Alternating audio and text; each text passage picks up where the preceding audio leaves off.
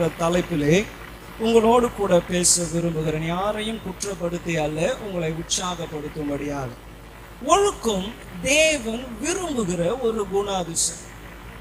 வேதத்திலே 1 கொரிந்தியர் 14ஆம் அதிகாரம் 40ஆம் வசனத்திலே அப்போஸ்தலனாகிய பவுல் கொரிந்து சபைக்கு சொல்லுகிறார், சகலமும் நல் ஒழுக்கமாயும் கிரையுமாயும் செய்யப்பட கடவது. Everything should be in order. கிரமமாயும் செய்யப்பட கடவது. in order. ஒழுக்கமாய் இருக்கணும் என்று சொல். ஞானிகளின் ஞானியாகிய சாலமோன் நீதிமொழிகள் 25ஆம் அதிகாரம் 28ஆம் வசனத்திலே விதமாய் சொல்லுகிறார், தன் ஆவியை அடக்காதவன், ஆங்கிலத்தில் சொல்லப்படுகிறது no discipline or no self control, தன் ஆவியை அடக்காத மனுஷன் மதிலிடுந்த பாழான பட்டணத்தை போல் இருக்கிறார். எந்த மனுஷனுடைய வாழ்க்கையிலே ஒழுக்கம் இல்லையோ அவன் எப்படிப்பட்டவன் என்று சொல்லப்படுகிறது, மதில் இடிந்த, பாதுகாப்பு இல்லாத, பாழடைந்த, ஒன்றுக்கும் பிரயோஜனம் இல்லாத ஒரு பட்டணத்தை போல அவன் வாழ்க்கை மாற்றப்படுகிறது. நீங்க உதாரணத்துக்கு எடுத்துக்கொள்ளுங்களேன். ஒரு குடும்பத்தை கூட, இப்போ உங்க வீட்டுல இருந்து ஒரு பொண்ணு எடுக்கிறாங்க இல்லை ஒரு பையனை எடுக்கிறாங்கன்னா அவர்கள் எதிர்பார்க்கிற முதல் பிரதான காரியம் என்ன? ஒழுக்கமா இருக்கிறாங்களா? அந்த பொண்ணையா கல்யாணம் பண்றீங்க, ஐயா அது எல்லாரு கூடயும் சுத்தி நிற்குது. அந்த ஒழுக்கக்கேடை பார்த்த மாத்திரத்திலே they won't accept. ஒரு மனுஷனை எடுத்துக்கொண்டா கூட, ஒரு கம்பெனியில ப்ரொமோஷன் வரணும்னா கூட அவனுடைய ஒழுக்கத்தை தான், டிசிப்ளினை தான் பார்க்கிறான். இவனுக்கு நம்ம வேலை உயர்வை கொடுக்கலாம், காரணம் எப்படி இருக்கிறான்? ஒழுக்கமாய் இருக்கிறான், உண்மை உள்ளவனாய் இருக்கிறான்.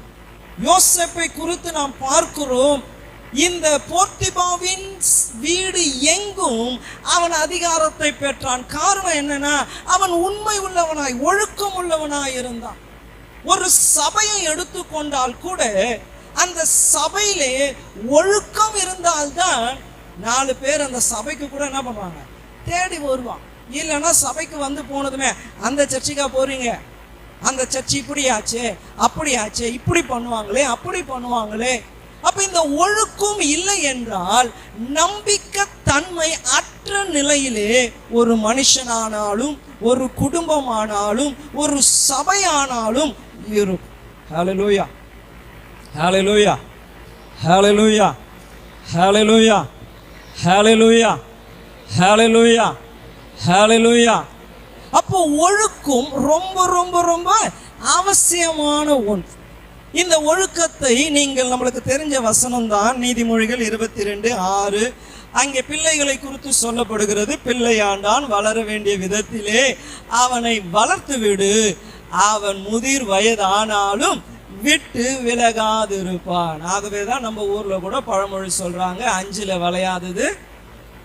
ஆமா, எப்போ அதை பெண்ட் பண்ண முடியுமோ, எப்போ ஒழுக்கத்தை கற்றுக் கொடுக்க முடியுமோ அப்பொழுதே என்ன பண்ணோம், கற்றுக் கொடுக்கணும். சபைக்குள்ளும் அப்படிதான். புதிதாய் சபைக்குள்ளே வருகிறவர்கள், இயேசுவை புதிதாய் அறிந்து கொண்டு இருக்கிறவர்களுக்கு கூட நீங்கள் ஆரம்பத்தில் இருந்தே ஜெபிக்கிற விதம், வேதத்தை வாசிக்கிற விதம், ஆலயத்திற்கு வருகிற நேரம், ஆடை அலங்காரம், பேசுகிற விதம், இந்த ஒழுக்கங்களை கற்றுக் கொடுப்போமே என்றால் அவர்கள் சபையிலே வளரும் பொழுது அவர்கள் அநேக கனி கொடுக்கிறவர்களாய், மற்றவர்களால் மதிக்கப்படத்தக்க ரீதியிலே அவருடைய வாழ்க்கையும் இருக்கும். ஹல்லேலூயா.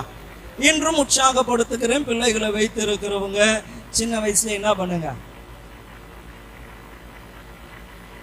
என்ன பண்ணுங்க, என்ன பண்ணுங்க. ஆமா, வேதம் சொல்லுகிறது மதியம் என்ன பண்ணுமா, ஒட்டின்னு இருக்குமா. மதியம் என்ன பண்ணுமா, ஒட்டினே இருக்கும் பிள்ளைகளுக்கு. அப்ப என்ன பண்ணணும், அப்பப்போ கொம்பெடுத்து அடிக்கணும், அப்பப்போ கடிந்து கொள்ளணும். சில நேரங்களிலே நம்ம எபிரேயர் 11ஆம் அதிகாரத்தில் வாசிக்கும்போது சிற்றை ஏற்றுக்கொள்ளத்தக்க ரீதியிலே இருக்காது, அது கடினமாய் தான் இருக்கும்.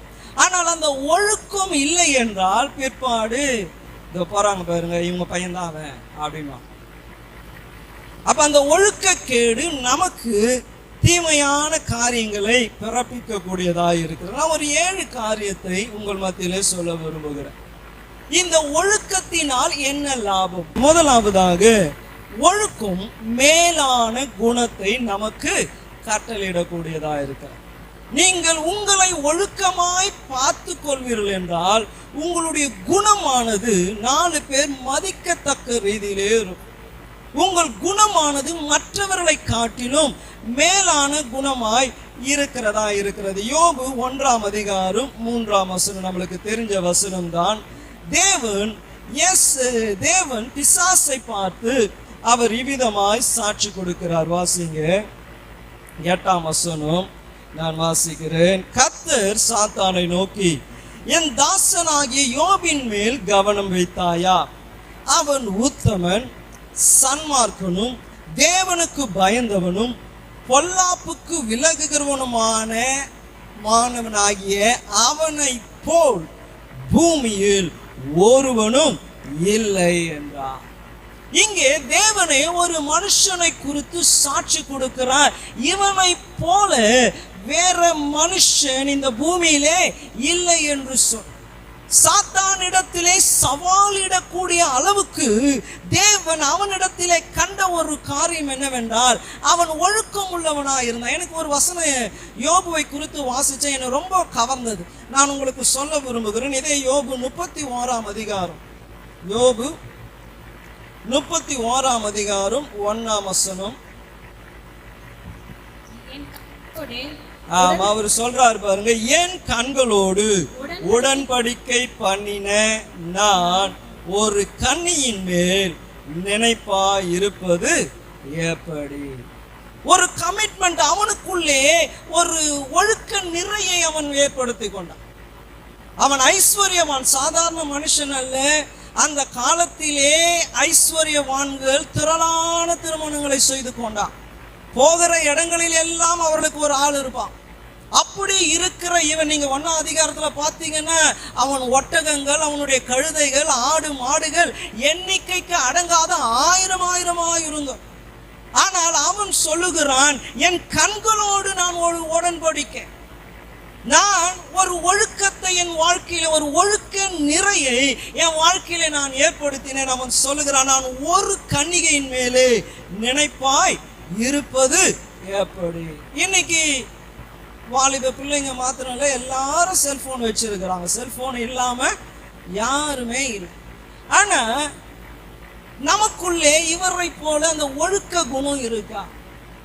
எத்தனை மணி வரைக்கும் போன் பார்க்கணும் பாருங்க. அது இவனுக்குள்ளே கொண்டு வந்த நற்குணம். இங்க இன்னொன்னு கூட நம்ம வாசிப்போம். 16, 17ஆம் வசனத்தை நான் வாசிக்கிறேன். இதே அதிகாரத்திலே 16, 17 அவன் சொல்லுகிறான், எளியவர்கள்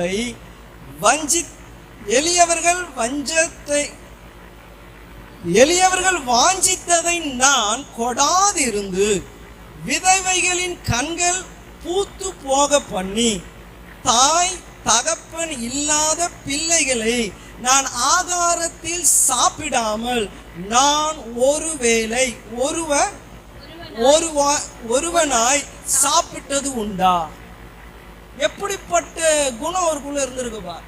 அவர் அங்கே சொல்லுகிறாரு, ஒருத்தன் ஆசைப்பட்டு இருக்கிறான், ஒரு எளியவன், அவனுக்கு கூடாமல் ஒரு விதவை கண் அப்படியே ஏக்கமாய் இருக்கிறது, யாராச்சும் எனக்கு உதவி செய்வார்களா? தொடர்ந்து சொல்லப்படுகிறது, தாய் தகப்பன் இல்லாத பிள்ளைகள் சாப்பிடாம நான் ஒருவேளை தனியா சாப்பிட்டு இருக்கிறேனா?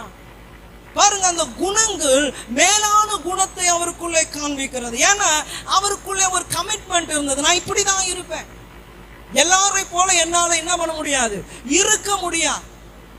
என்னுடைய குணம், எனக்குள்ளே நான் இப்படிப்பட்ட ஒழுக்க நெறிகளை நான் எனக்கென்று நியமித்து வைத்திருக்கேன். நான் இதை செய்வேன், இதை செய்ய மாட்டேன், நான் இப்படிதான் பேசுவேன், இப்படிதான் பழகுவேன், இந்த பணத்தை வாங்க மாட்டேன், இவர்களோடு கூட நான் இடைப்பட மாட்டேன், இந்த நிகழ்ச்சிகளை நான் பார்க்க மாட்டேன் என்று அவர் ஒழுக்க நெறிகளை நியமித்து வைத்ததினாலே மேலான குணங்கள் அவருக்கு உண்டாயிருந்தது. ஹல்லேலூயா.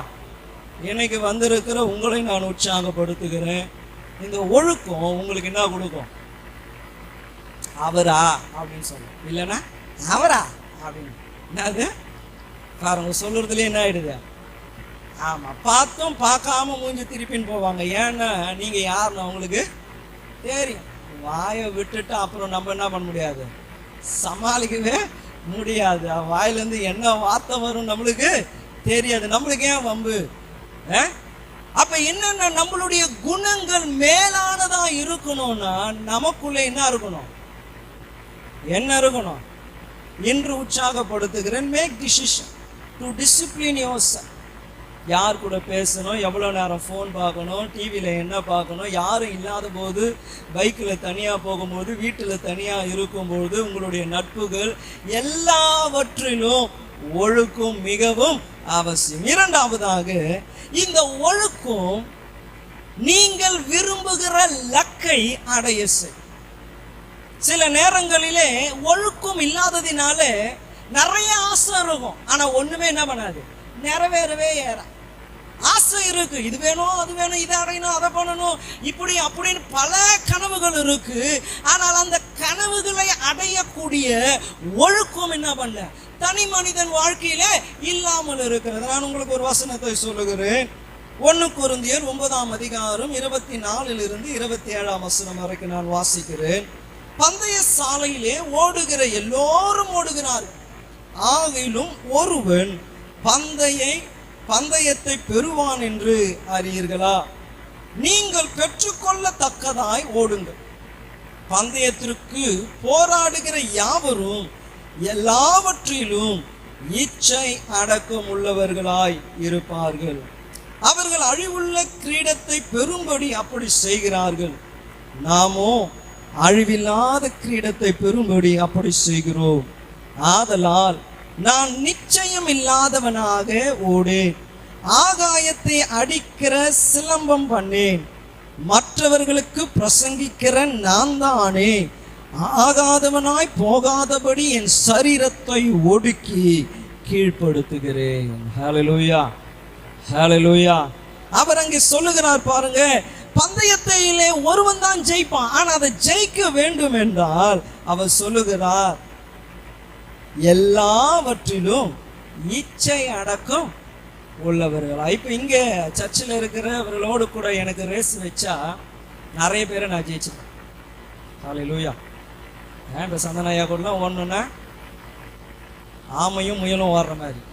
ஆனா எனக்கும் ஜோனத்தனுக்கும் வச்சா ஓடவே முடியாது.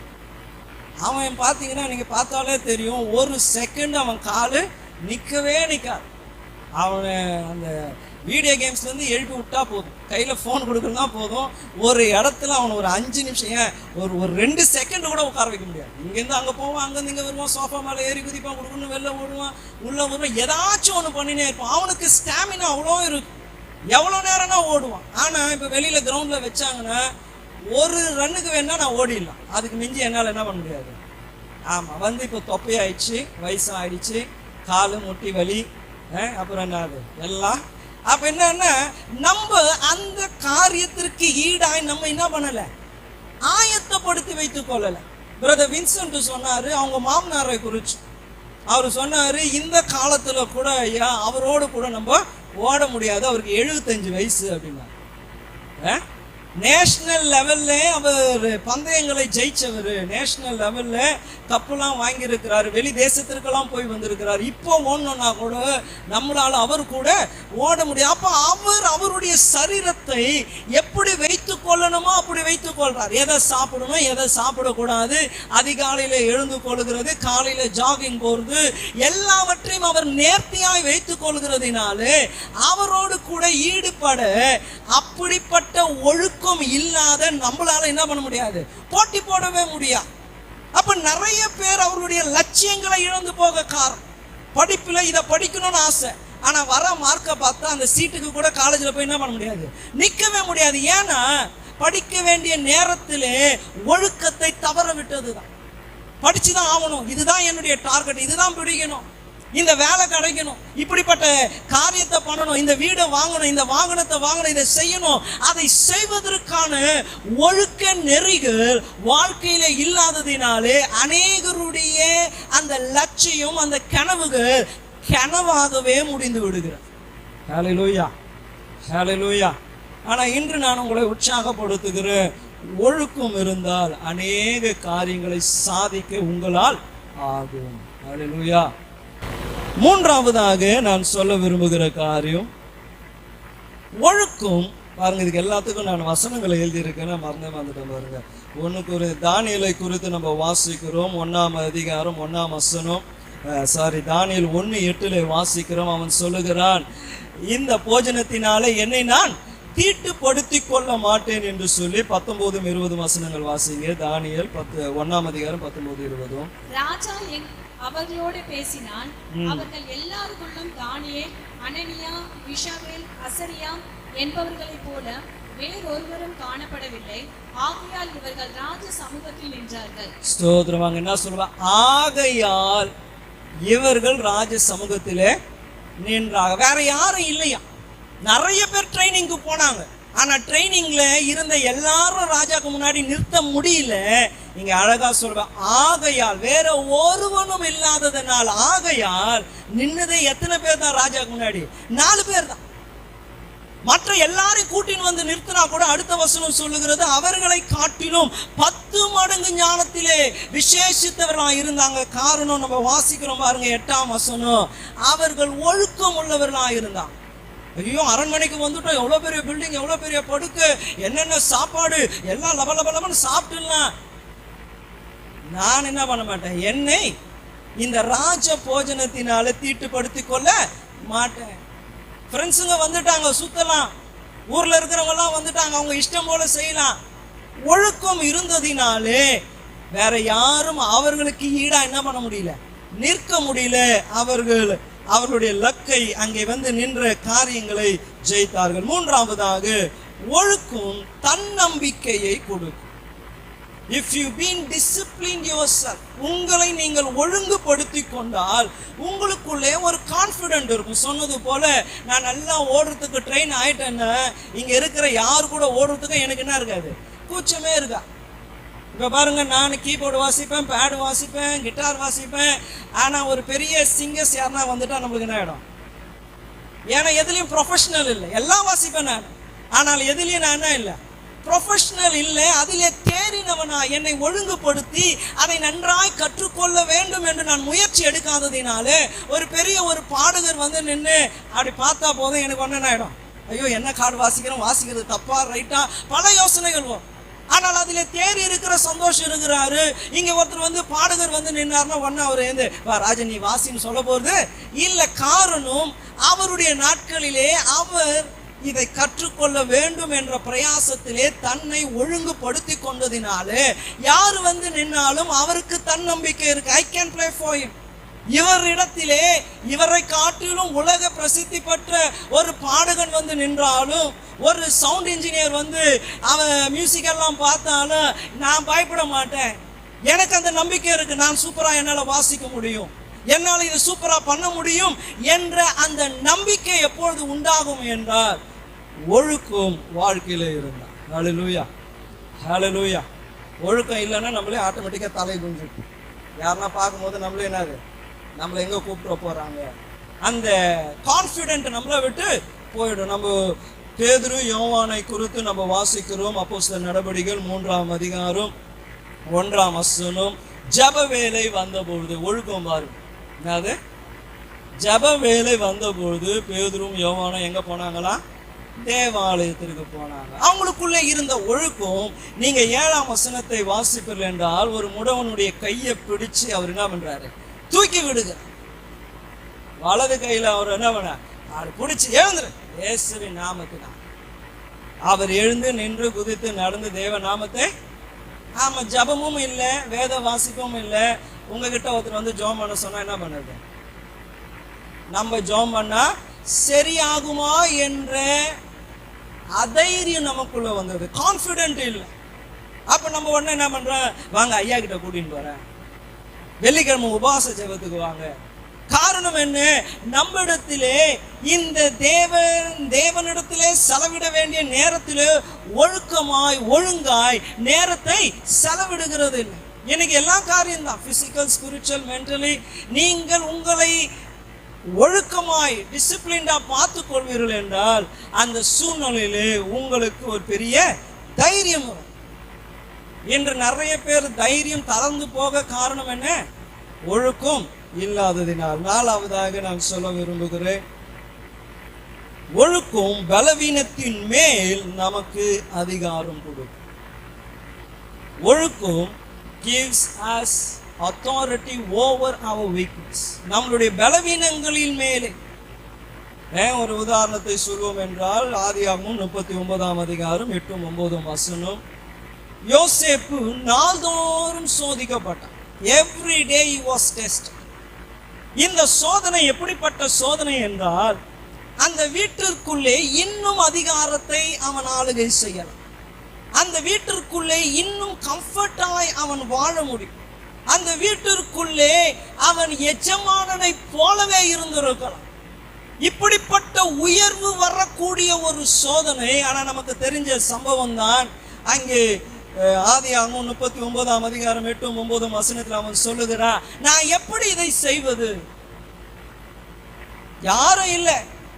ஆனால் அவன் ஒரு தீர்மானத்தை, அவனுக்குள்ள இருந்த ஒழுக்கம் யாரும் காணாத போது கூட அவன் ஒழுங்காகவே இருக்கும். ஹல்லேலூயா, ஹல்லேலூயா. இன்னைக்கு ஒழுக்கம் சபையில காணிக்கிறாங்க, ஆனா தனியா இருக்கும்போது என்ன பண்ணுறதில்ல, ஒழுக்கத்தை கடைப்பிடிக்கிறதே. ஆனால் இவனுடைய ஒழுக்கம் என்ன பண்ணிட்டு, அவன் அந்த இடத்துல பெரிய ஆளா ஆயிருக்கலாம், எஜமானனை போலவே இருந்திருக்கலாம்.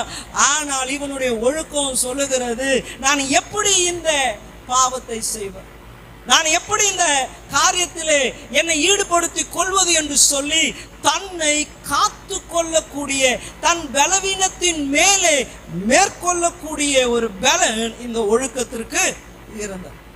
இன்னைக்கு இந்த ஒழுக்கம் இல்லாததினால நிறைய பேர் என்ன பண்றாங்கன்னா, டிசைவ் பண்ணிடுறாங்க. நீங்க மட்டும்தாம்மா கிறிஸ்தவ குடும்பம், நாங்கள்லாம் உங்க குடும்பத்தில் இருக்கிறவங்க நாங்கள்லாம் யாரும் இல்லை, கிறிஸ்தவங்க இல்லை, நம்மளுக்குன்னு ஒரு பாரம்பரியம் இருக்கு, ஒரு சம்பிரதாயம் இருக்கு. இதெல்லாம் தான் ஒரு வீடு பிரதிஷ்டையில செய்யணும், இதெல்லாம் தான் ஒரு கல்யாணத்துல செய்யணும், இதெல்லாம் தான் ஒரு மரண வீட்டில் செய்யணும் என்று சொல்லும் பொழுது இந்த ஒழுக்கம் இல்லாததினால என்ன நடக்கிறது என்றால், அவர்களோடு கூட இசைந்து போயிடறான். பிரதர் டேனியல் வராரு பாருங்க, பூண்டியில இருந்து. அவங்க அம்மா இறந்துட்டாங்க போன மாதத்துல, உங்களுக்கு எல்லாருக்கும் தெரிஞ்ச காரியம்தான். அங்கே நாங்கள் போயிருந்த பொழுது அவர் சொன்னாரு, எங்க அம்மாவை சொந்தக்காரங்க எல்லாம் பயங்கர இந்துக்கள், அவங்க வந்துட்டு நாங்கள் ரொம்ப அவங்களெல்லாம் பார்த்தது இல்லை, ஆனால் அவங்க வந்துட்டு இப்படி தான் செய்யணும், அப்படி தான் செய்யணும், அப்படி என்று எங்களை ரொம்ப வற்புறுத்தினாங்க. நான் சொல்லிட்டோம், முடியாது. பணம் எடுக்க, இந்த சரீரத்தை எடுக்க எவ்வளவு மணி நேரம் கடந்தாலும் சரி, நான் இதை அந்த முறையில் எடுக்க நான் என்ன பண்ண மாட்டேன், அனுமதிக்க மாட்டேன். இவங்களை எடுத்தா இப்படி தான் எடுக்கணும், இந்த சரீரத்தை எடுத்தா இப்படி தான் எடுக்கணும். காரணம் என்ன? சிலர் கூடி வரும்பொழுது நம்மளை வஞ்சிக்கக்கூடிய சில வார்த்தைகளை பேசுவாங்க, நாள்தோறும் பேசுவாங்க. ஒரு நிமிஷம், ஒரே ஒரு நாள் வந்து போ. ஆனால் நமக்குள்ளே ஒழுக்கம் இல்லை என்றால் அந்த ஒரு நாள் நீங்க விட்டு கொடுத்துருவீங்க. ஆனால் இவன் பாருங்க, தினந்தோறும் சோதிக்கப்பட்டும் ஒரு நாள் கூட என்ன பண்ண, இடம் கொடுக்கவே இல்லை. அவனுடைய ஒழுக்கம் அப்படிப்பட்டதா இருந்த. இன்னைக்கு நிறைய நண்பர்கள் அநேகரை வஞ்சித்து கொண்டு இருக்கிறார், அநேக குடும்ப அங்கத்தினர்கள் உங்களை வஞ்சித்து கொண்டு இருக்காங்க. காரணம் என்னன்னா, ஒழுக்க நெறிகள் இல்லாததினாலே. ஹல்லேலூயா, ஹல்லேலூயா. அடுத்ததாக நான் சொல்ல விரும்புகிற காரியம், ஒழுக்கம் பலவீனத்தின் மேலே அதிகாரம் கொடுக்கும். ஒழுக்கம் என்ன பண்ணனா, அடுத்தது நம்பிக்கை தன்மையை உண்டாகும். என்ன பண்ணோம்? anyone can trust you. யாரு வேண்டும் என்றாலும் உங்களை என்ன பண்ணலாம், தைரியமா நம்பலாம். ஏன் நம்பலாம்? அவர் சொன்னா செய்வார். அவர் உண்மை உள்ள மனுஷன், பணத்துல உண்மை உள்ளவர், தவறா எதுவும் பேச மாட்டாரு, அவரை கூட்டின்னு போலாம். இந்த குடும்பமா அப்படி என்று நம்பத்தக்கதாய் இந்த ஒழுக்கம் மாற்றிவிடும். தானியேலின் புஸ்தகம் தானியேல் 6ஆம் அதிகாரம் 4ஆம் வசனத்தை வாசிக்கும் பொழுது அங்கே சொல்லப்படுகிறது, அவன் உண்மை உள்ளவன் என்று. யாரு சொல்றாங்கன்னா அவனோடு கூட வேலை செய்யறவங்க சொல்றாங்க. வேற எதிலையும் அவனை குற்றம் கண்டுபிடிக்க முடியாததினால அவங்க சொல்றாங்க, உண்மை உள்ளவனாய் இருக்கிறபடினாலே அவனை எப்படியாச்சும் மாட்டி விடணும். ஏன்னா அவன் ரைட்டா இருக்கு. இன்னொன்னு பாருங்க, நீங்க வாசிப்பீர்கள் என்றால் அதே அதிகாரம் 10ஆம் வசனத்திலிருந்து வாசிப்பீர்கள் என்றால் உங்களுக்கு தெரிஞ்ச சம்பவம் தான். அவர்கள் ராஜாவினிடத்திலே கடந்து போய் வேறு தெய்வர்களை யாராச்சும் வழிபட்டா அவர்கள் என்ன பண்ண வேண்டும்? சிங்க கெபில போட வேண்டும் என்று சொல்றாங்க. எந்த நம்பிக்கையில சொல்றாங்க? அவங்களுக்கு தெரியும் இவன் எப்படிப்பட்ட சட்டம் ஏற்கப்பட்டு இருந்தாலும் இவன் என்ன பண்ணுவான்? ஒழுக்கம். இந்த நேரத்திலே வேற தேவர்களை ஆராதிக்க கூடாதுன்னு சட்டம் இருந்தாலும் 3 வேளையும் அவன் செய்து வருகிறது போலவே he disciplined himself. அப்ப அவங்களுக்கு தெரியும் இவன் மாற மாட்டான். இவன் இந்த ஒழுக்க நிலையிலே எப்படிப்பட்ட சூழ்நிலையா இருந்தாலும் இவன் இப்படிதான் இருப்பான். இவன் குடிக்க வர மாட்டான், லஞ்சம் வாங்க மாட்டான், பொய் பேச மாட்டான், திருட மாட்டான், நம்ப வச்சு அவர்களை நம்பிக்கை துரோகம் பண்ண மாட்டான். இவன் இப்படிதான் இருப்பான். அவர்களுக்கு தெரிந்திருந்ததினாலே இந்த சட்டத்தை எழுப்புகிறாங்க. போய் பார்த்தா அவன் அப்படியே செய்து கொண்டு இருக்கிறான். ராஜாவினிடத்திலும் அவன் சொல்லுகிறான், உமக்கு விரோதமாகவோ பரத்திற்கு விரோதமாகவோ நான் என்ன பண்ணேன்? ஒரு பாவமும் செய்யல. நம்பத்தக்கதாய் அவன் வாழ்க்கை இருந்தது. எனக்கு ஒழுக்கம் இருந்தா அநேகர் உங்களை நம்பி சில பொறுப்புகள்லாம் கூட கொடுப்பான். எனக்கு கொடுக்க மாட்டாங்களே, இந்த வீட்டில் நான் தான் இப்படி, எனக்கு கொடுக்க மாட்டாங்களே, சர்ச்சில் நான் தான் இப்படி, எனக்கு கொடுக்க மாட்டாங்களே, வேலையில் நான் தான் இப்படி, எல்லாம் பார்த்துனே தான் இருக்கிறான். ஒழுக்கம் இருந்தால் நம்பிக்கை இருக்கும். வேதம் சொல்லுகிறது, உண்மை உள்ள மனுஷன் பரிபூரண ஆசீர்வாதத்தை பெறுவான். அப்போ ஒழுக்கம் அவசியம். 6வதாக, உங்கள் ஒழுக்கம் மற்றவர்களையும் ஒழுக்கமாய் இருக்க செய். உங்க ஒழுக்கம் என்ன பண்ணும்? ஆமா, நீங்க படத்துக்கு போகலன்னா மற்றவங்களை அங்க என்ன பண்ண மாட்டாங்க. நீங்க வீட்டுல சினிமா பாட்டு கேட்கலன்னா மற்றவங்களை என்ன பண்ண மாட்டாங்க. அது வரைக்கும் கேட்டுனே இருப்பாங்க. நீங்க வீட்டுக்குள்ள வந்ததுமே சேனலை மாத்திடுவாங்க. ஏன்னா உங்களுடைய ஒழுக்கம் அவர்களையும் என்ன பண்ண வைக்கும்? ஒழுக்கமா இருக்க வைக்கும். நம்மளுக்கு தெரிஞ்ச சம்பவம் தான் 1 சாமுவேல் 24ஆம் அதிகாரம் 5-7 வரைக்கும் வாசிப்பில்லை என்றால், சவுல் தாவீதை கொலை செய்யும்படி வந்து தாவீது கையிலேயே அகப்பட்டுறார். குகைக்குள்ளே மாட்டிக்கொண்டு இருக்கிறார். அவனோடு கூட தாவீதோடு கூட இருக்கிறவங்க என்ன சொல்றாங்க? அவனை வெட்டி போடு, அவனை சாவடி, கர்த்தர் உனக்கு கொடுத்திருக்கிற நல்ல வாய்ப்பு இது. ஆனா இவன் என்ன பண்ணல? இவனும் சவுல் மேலே கை போடல, மற்றவர்களும் சவுல் மேலே கை போட அனுமதிக்கல. காரணம் அவன் சொல்லுகிறான், அபிஷேகம் பண்ணப்பட்டவன் மேல் நான் கை போடுவது எப்படி? ஒழுக்கம். நீங்க அந்த வசனத்தை பார்த்தீங்கன்னா ஆச்சரியமா இருக்கும். அவன் வஸ்திரத்துல கொஞ்சம் கிழிச்சது கூட இவன் மனசெல்லாம் என்ன பண்ணிருந்தது? கொஞ்சம் ஒழுக்க கேடா இருந்தது கூட அவனால தாங்கிக் கொள்ளவே முடியல. அப்ப இந்த ஒழுக்கம், ஏன் என் பையன் இப்படி இருக்கிறான், ஏன் என் பொண்ணு இப்படி இருக்கு, ஏன் என் கணவர் இப்படி இருக்கிறா, ஏன் என் மனைவி இப்படி இருக்கிறாங்கன்னா, நீ ஒழுக்கமா இல்லாததினால அவங்கள என்ன பண்ணல? ஒழுக்கமாய். ஹல்லேலூயா, ஹல்லேலூயா. அப்ப அவங்கள குறை சொல்லி தவறு இல்லை. யார் தான் மாறணும்? முதல்ல யார் தான் மாறணும்? நீங்க மாறினா. யார் மாறினா? மனைவியை மாற்றணும்னு நினைக்காதீங்க, கணவனை மாற்றணும்னு நினைக்காதீங்க. யார் மாறுங்க? நீங்கள் மாறினால் போதும், தேவன் உங்களை கொண்டு அவர்களை மாற்றுவார். கடைசியா ஒரே ஒரு காரியம் நான் சொல்லி நான் முடிக்க விரும்புகிறேன். ஒழுக்கம் மன அழுத்தத்தை, வீண் கவலைகளை குறைக்கும். என்னது? ஒழுக்கம் மன அழுத்தத்தையும் வீண் கவலைகளையும் குறைக்கும். இப்போ நாளைக்கு எக்ஸாம் இருக்கு, இன்னைக்கு டென்ஷன் ஆகிற பையன் யாரா இருப்பான் தெரியுங்களா? உட்காந்து படிக்காத பையனா இருப்பான். விட்டுத்துன்னு போயிடலாம், காப்பி வச்சிடலாம், அப்படி இப்படின்னுட்டு காலையில வந்ததுமே என்ன இருக்கும்? ஒரு ஒழுக்கமாய் அவன் செய்ய வேண்டியதை செஞ்சிருந்தா காலையில் என்ன பண்ணியிருப்பான்? தைரியமா போயிருப்பான். நான் அடிக்கடி சொல்லுவேன் பாருங்க, நான் 10th எக்ஸாம் எழுத சொல்ல சேத்பேட் ஸ்கூல்ல ஹாஸ்டல்ல இருந்தேன். காலையில 5 மணிக்கு எங்களை எழுப்பி விட்ருவாங்க ஸ்கூலை ரவுண்ட் அடிக்க சொல்லி. அந்த football ground, hockey ground, tennis court, basketball ground, அது ஒரு 3 ரவுண்டு சுற்றி வரணும். அப்போ தான் அடுத்த வேலை நாங்கள் செய்யணும். காலைல 5 மணிக்கு எழுந்து கூப்பிடுவாங்க, இருட்டு, அப்படியே வெளில வந்து நிற்கிறோம். ஓடலான்னு பார்த்தா ஒருத்தன் யூனிஃபார்மோடு நிற்கிறோம். ஆச்சரியமா, அந்த காலையில் 5 மணிக்கு நாங்களாம் தூங்கி இருந்து அப்போ தான் என்ன பண்ணுறோம், வெளியில் ஓடலான்னு வரும். ஆனால் ஒருத்தன் யூனிஃபார்மோடு நிற்கிறோம். அவனை பார்த்தா என் கிளாஸ் பையன். நான் போய் கேட்டேன், என்னடா இன்னத்துக்கு வந்து இருக்கிற, காலையில் 5 மணி தாண்டா ஆச்சு, எக்ஸாமு 8:30 மணிக்கு தாண்டா அப்படின்னு. அவன் சொன்னான், எங்கள் அம்மா ராவ் காலத்துக்கு முன்னாடியே ஸ்கூலுக்கு போடான்னாங்க. அவங்க எவ்வளோ ஒழுக்கமாக இருக்கிறாங்க. என்ன சொல்கிறான், காலைல 5 மணிக்கு ஸ்கூலில் இருக்கிறான். என்னன்னு கேட்டால், எங்கள் அம்மா ராவ் காலத்துக்கு முன்னாடியே ஸ்கூலுக்கு போக சொன்னாங்க. உட்காந்து படிச்சுன்னு இருக்கான். அப்போ ஒழுக்கமாக இருக்கிற பிள்ளைங்க நல்ல ஸ்கோர் எடுக்கிறான். ஒழுக்கமா இருக்கிற பிள்ளைகளுக்கு எதை குறித்தும் பயம் இல்லை, எதை குறித்தும் மன அழுத்தம் இல்லை. ஏன்னா அவனுக்கு தெரியும், என்னால் இதை செய்து முடிக்க முடியும், என்னால் இதை சாதிக்க முடியும். நான் எடுத்த உதாரணம் அப்போஸ்தலர் நடவடிக்கைகள் 16ஆம் அதிகாரம் 23 இருந்து 27ஆம் வசனம் வரைக்கும். அங்கே நாம் வாசிக்கிறோம், பவுலும் ஷீலாவும் சிறைசாலையிலே அடிக்கப்பட்டவர்களாய் உள்காவலிலே வைக்கப்பட்ட பொழுது கூட அவர்களுடைய ஒழுக்கம் என்ன தெரியுங்களா, அங்க இருந்து புலம்பல, அவர்கள் கர்த்தரை துதித்து பாட ஆரம்பித்தாங்க. ஹல்லேலூயா. நம்மளுக்கு இன்னைக்கு அநேகருக்கு இருக்கிற ஒழுக்க கேடு என்னன்னா, ஒரு சின்ன காரியம் கிடைச்சா போதும் எல்லார்கிட்டையும் பரப்புறது, எல்லார்கிட்டையும் சொல்லுறது, எல்லார்கிட்டையும் முறுமுறுக்கிறது.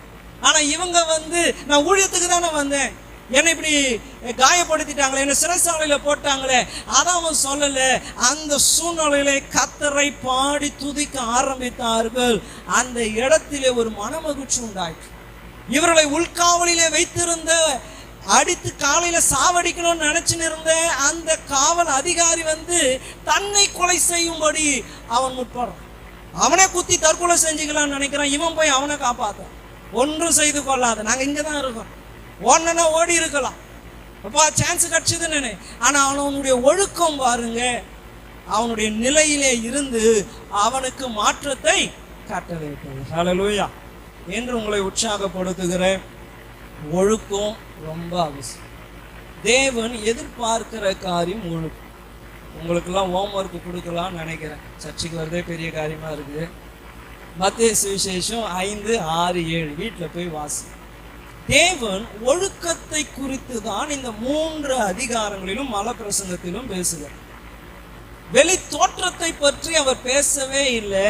எப்படி ஒரு மனுஷன் இருக்கணும், எப்படி ஒரு மனுஷன் இருக்கணும், அவனுக்கு இருக்க வேண்டிய ஒழுங்கு என்ன, எல்லாரும் பார்க்கும்படி கொடுக்கிறது அல்ல, அவன் கொடுக்கும்பொழுது அவன் இருதயம் எப்படிப்பட்டதா இருக்கும், எல்லாரும் கேட்கிறது போல ஜெபிக்கிறது அல்ல. அழகா ஜெபம் பண்ணாரு, அது கர்த்தர் பார்க்கல. நீ கதவை சாற்றி கொண்டு அறையிலே எப்படி ஜெபிக்கிற, பர்சனல் ரிலேஷன்ஷிப் எப்படி இருக்கிற, ஒரு ஸ்திரீயை இச்சையா பார்த்தா, நீ கோபப்பட்டா, இதையெல்லாம் கர்த்தர் சொல்லுகிற. உபவாசம் எடுக்கும்போது இதையெல்லாம் கர்த்தர் சொல்லுகிற. உன்னுடைய ஒழுக்கம் எப்படி இருக்குது, நீங்க வீட்டுல போய் படிச்சு பாருங்க. தேவன் எதிர்பார்க்கிற காரியம் அதுதான். கர்த்தாவே கர்த்தாவே என்று அல்ல, என் பிதாவுடைய சித்தத்தின்படி செய்கிறவன் எவனோ. வேதம் சொல்லுகிறது, என் பிதா சத்குணராயிருக்கிறது போல நீங்களும் எப்படி இருக்கணும், அவர் ஒழுக்கம் உள்ளவர். ஏற்கனவே வாசித்தோம், அவரிடத்துல டிஸார்டர், ஒழுங்கீனமான காரியம் ஒன்றுமில்லை. அவர் பூமி ஒழுங்கினமும் வெறுமையா இருக்கிறதை கண்டபொழுது அவர் என்ன பண்ணார், அதை புதிதாக சிருஷ்டிக்க ஆரம்பித்தார். ஒரு புது சிருஷ்டிப்பை உண்டாக்கினார், அதை அழகாய் மாற்றினார். அதை பார்த்து இது நல்லா இருக்கு, இட் இஸ் குட் அப்படின்னு சொல்லத்தக்கதா என்று நான் உங்களை உற்சாகப்படுத்துகிறேன். இந்த கடைசி நாட்களிலே கர்த்தர் உங்களிடத்தில் எதிர்பார்க்கிற காரியம் என்னது, ஒழுக்கம். இல்லை என்றால் ஒரு நாள் கர்த்தர் சொல்லுவார், அக்கிரமம் செய்யும் காரனே என்னை விட்டு அகன்று